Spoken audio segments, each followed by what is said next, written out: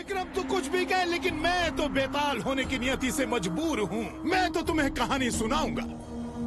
अब मैं तुझे न्याय की कथा सुनाता हूँ। अपने समय की सबसे न्यायशील रानी भानुमति की। महारानी जी, ये गरीब लुट गया, बर्बाद हो गया। जीवन भर जो कमाया था पल भर में जलकर राख हो गया। महारानी जी, कुछ भी शेष नहीं बचा। जीवन तो शेष बचा है ना। देखा महारानी जी, कैसे आपके समूह किए मुझे हत्या की धमकी दे रहा है। महारानी जी, अगर आप यहाँ नहीं होती तो ये गरीब तो कब का मर चुका होता। बानिक, शांत हो जाइए। सेनापति जी, ये सब क्या है? क्या हो रहा है यहाँ? महारानी, ये दोनों जुड़वा भाई सुयोग और दुर्योग हैं, जिन्होंने बनिक के घर को आग लगा दी। क्या ये सत्य है? महारानी, यदि कोई ब्राह्मण कुमारों को भिक्षा नहीं देगा तो उसे श्राप तो लगेगा ना। महारानी जी, यदि कोई गरीब अपने परिश्रम का धन इन सब में भिक्षा में लौटाता रहेगा तो अपना परिवार कैसे चलाएगा? इस गरीब का न्याय कीजिए महारानी जी। शांत। भिक्षा स्वेच्छा से दी जाती है। ये बाणिक की इच्छा है कि वो भिक्षा दे अथवा नहीं, किंतु आप दोनों ने उनका घर जलाकर बहुत बड़ा अपराध किया है। सेनापति जी, हमारे राज्य में इस अपराध का क्या दंड है? महारानी, 8 वर्ष सश्रम कारावास। तो ठीक है, इन्हें ले जाया जाए और कारागार में डाल दिया जाए।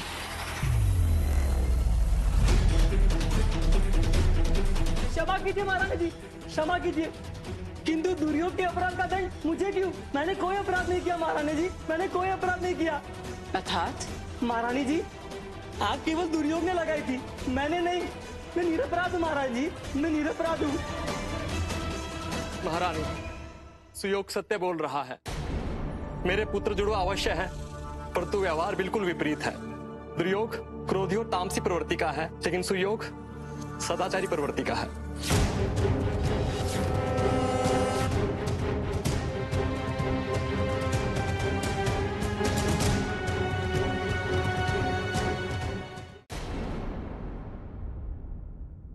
यदि ऐसा है तो ये सचमुच सुयोग के साथ अन्याय होगा। केवल शरीर के जुड़े होने के कारण दुर्योग के अपराध का दंड सुयोग को नहीं मिलना चाहिए। महारानी जी, अगर आप किसी को दंड नहीं देंगी तो मुझे न्याय कैसे मिलेगा? महारानी, निरपराध को दंड देना और अपराधी को ऐसे ही छोड़ देना दोनों ही सबसे बड़े अन्याय हैं। ऐसी जटिल परिस्थिति में केवल आप ही न्याय कर सकती हैं महारानी। हमारा न्याय ही हमारा अस्तित्व है, इसका निर्णय हम कर लेंगे। विक्रम, तू भी पड़ गया ना सोच में अभी? चल बता, यदि तू इस परिस्थिति में होता तो तू क्या करता? मैं बताता हूं। या तो तू दोनों जुड़वा भाइयों को दंड दे देता या दोनों को अपराध मुक्त कर देता, क्योंकि तू मान न मान यही है तेरा स्वभाव, आर या पार। महारानी, निरपराध को दंड देना और अपराधी को ऐसे ही छोड़ देना दोनों ही सबसे बड़े अन्याय हैं। ऐसी जटिल परिस्थिति में हमारी सहायता केवल एक ही व्यक्ति कर सकता है।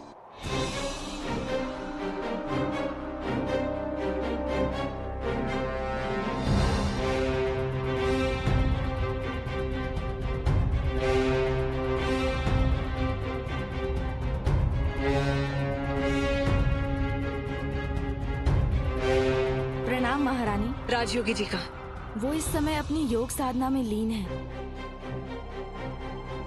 आप लोग आइए मेरे साथ। जी।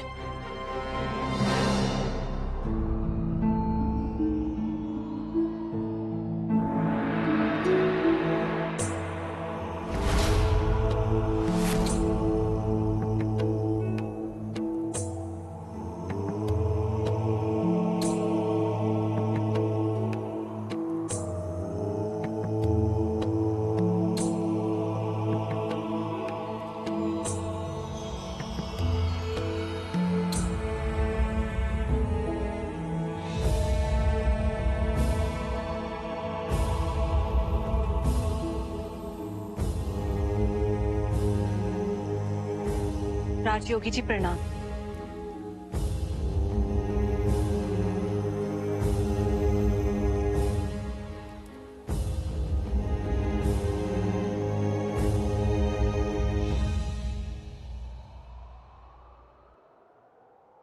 कल्याणमस्तु।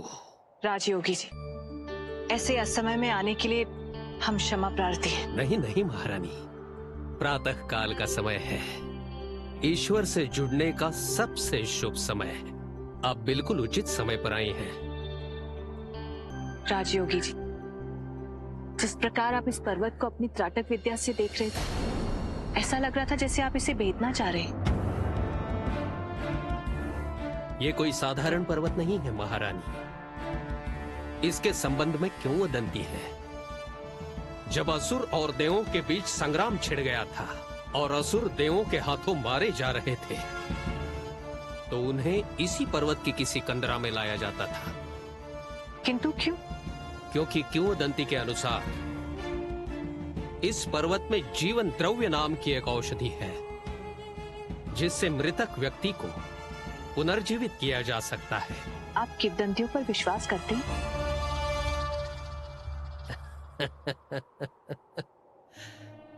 किंवदंती सत्य भी हो सकती है और असत्य भी। मैं तो केवल अपनी त्राटक विद्या का अभ्यास कर रहा था। राजयोगी जी, आपके पास इतनी बड़ी विद्या, ये आपको वरदान लगती है या अभिशाप? महारानी, जिसके पास शक्ति होती है उसके लिए वो वरदान होता है, और जिस पर शक्ति का प्रयोग होता है उसके लिए अभिशाप। अर्थात एक ही कार्य किसी के लिए वरदान हो सकता है और वही कार्य दूसरे के लिए अभिशाप भी हो सकता है। बिल्कुल बिल्कुल।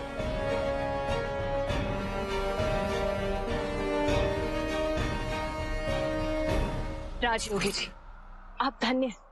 आपके पास आने मात्र से ही हमारी दुविधा समाप्त हो गई। हमें आज्ञा दीजिए। परंतु दुविधा क्या थी महारानी? राजयोगी जी, जीवन में पहली बार ऐसा हुआ है कि हम न्याय नहीं कर पा रहे थे, किंतु आपने बिना कुछ कहे हमारी उलझन सुलझा दी। शुभम भवतु। राजयोगी जी, आपकी विद्या के सम्मुख ये हार कुछ भी नहीं। यदि आप इसे ग्रहण करेंगे तो हमें बहुत प्रसन्नता होगी।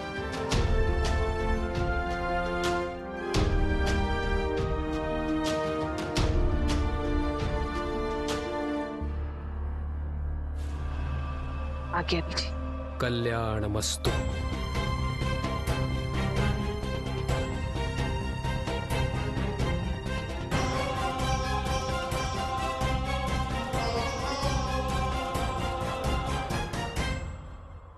विक्रम, कभी कभी यूं हो जाता है कि गीत कोई कहीं गाता है और गूंज किसी के उर में उठती है।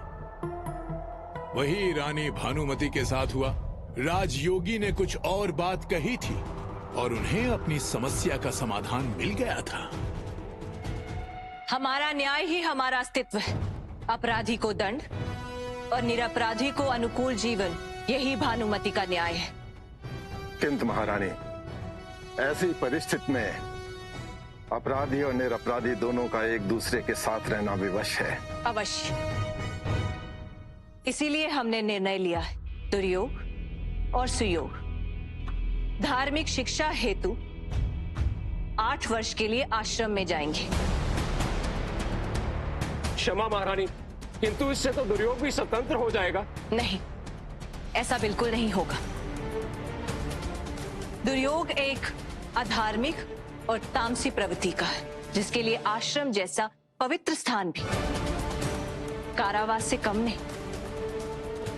और सुयोग एक धार्मिक प्रवृत्ति का है, जिसके लिए आश्रम एक अनुकूल स्थान है। अर्थात दुर्योग के लिए कारावास और सुयोग के लिए वरदान। हाँ सेनापति जी, और एक बात और, दुर्योग को सुयोग की सारी बातें माननी होंगी। यदि दुर्योग ने सुयोग की किसी भी इच्छा का प्रतिरोध किया तो उसके दंड की अवधि 8 वर्ष से 14 वर्ष कर दी जाएगी, और ये हमारा आदेश है। महारानी, ऐसी जटिल परिस्थिति में इतना सरल न्याय ऐसा न्याय केवल आप ही कर सकती हैं महारानी।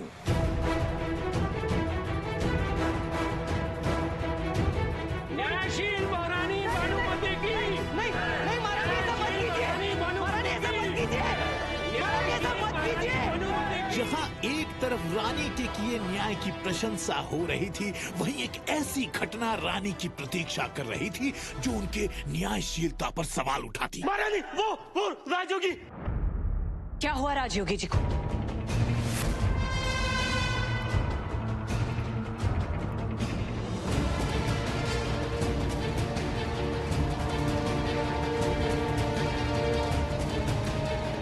राजयोगी जी की हत्या कौन कर सकता है?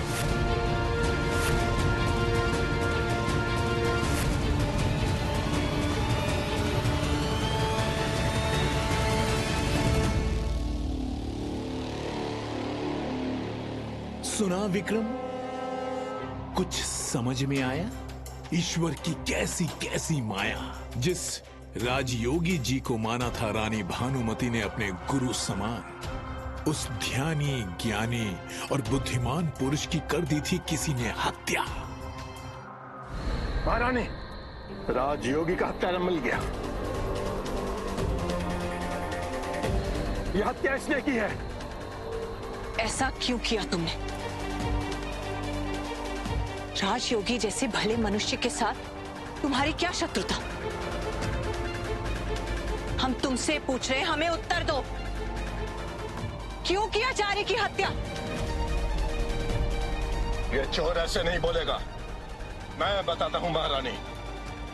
ये हार आपने राजयोगी जी को दिया था, इसके घर से मिला है।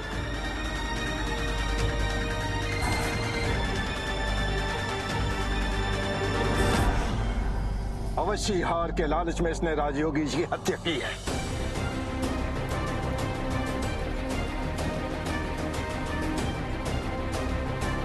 एक हार के लिए तुमने विद्वान आचार्य की हत्या कर दी। तुम्हारा अपराध क्षमा के योग्य नहीं। तुम्हारे इस अपराध का दंड मृत्युदंड है।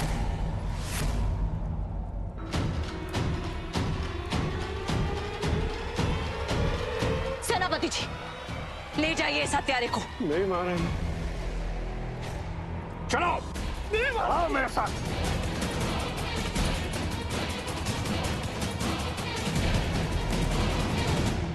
मिट्टी का तन, क्षण भर का जीवन, बस यही है हम सबका परिचय विक्रम। जो राजयोगी भानुमति जैसी न्याय प्रिय और बुद्धिमान महारानी का मार्गदर्शन किया करता था, उसका जीवन एक पल में छिन गया।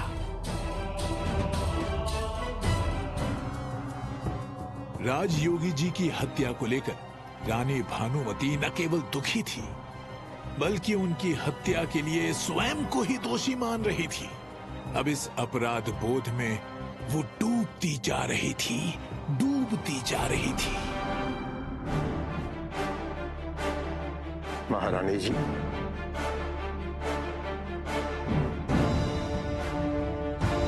महारानी, आखिर कब तक आप स्वयं को राजयोगी जी की हत्या का दोषी मानते रहेंगे? हम क्या करें सेनापति जी? हमारे मन में यही सवाल घूम रहा है कि काश हमने वो हार राजयोगी जी को ना दिया होता। महारानी, समझने का प्रयास कीजिए। उस अपराध में आपकी कोई भूमिका नहीं थी। जिस चोर ने यह अपराध किया था, उसे मृत्युदंड दिया जा चुका है। सेनापति जी, तर्क की दृष्टि से ये बात सत्य है, किंतु हमारे मन को, हमारे अंतर मन को हम क्या उत्तर दें? सेनापति जी, आप जाइए और जाकर राज्य कार्य देखिए और हमें कुछ और वक्त के लिए अकेला छोड़ दीजिए। क्यों महारानी? महारानी, राजयोगी जी, मेरा न्याय कीजिए महारानी, मेरा न्याय कीजिए।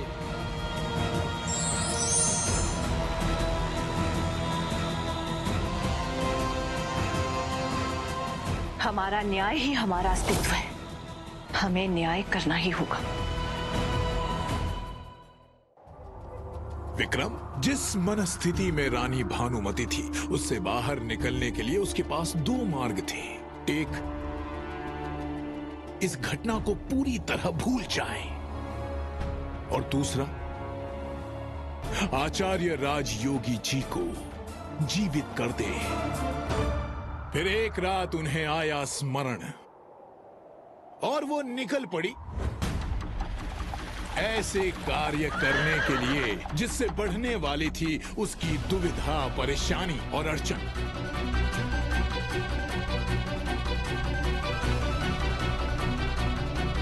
नहीं है महारानी, जब असुर और देवों के बीच संग्राम छिड़ गया था और असुर देवों के हाथों मारे जा रहे थे तो उन्हें इसी पर्वत की किसी कंदरा में लाया जाता था। किंतु क्यों? क्योंकि किंवदंती के अनुसार इस पर्वत में जीवन द्रव्य नाम की एक औषधि है जिससे मृतक व्यक्ति को पुनर्जीवित किया जा सकता है।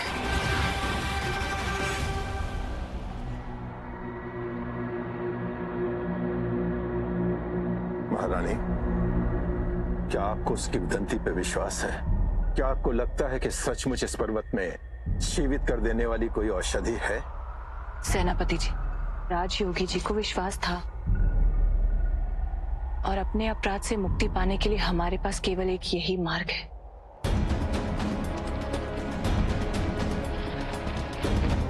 ये इस स्थान का सबसे प्राचीन मानचित्र है,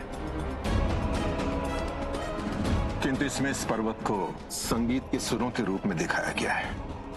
ये देखिए देखिए,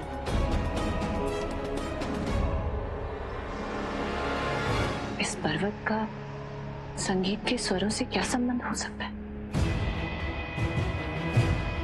विक्रम, जिस दानव को कोई नहीं खोज पाया था, जिसका भेद कोई नहीं जान पाया था, उस तक पहुंचने के लिए रानी ने अपने अंतर्मन की शक्ति को जगाया, प्रकृति और मानव की शक्ति को एक लय कर दिया और सदियों पुराने रहस्य को भेद कर दानव के सामने जा पहुंची।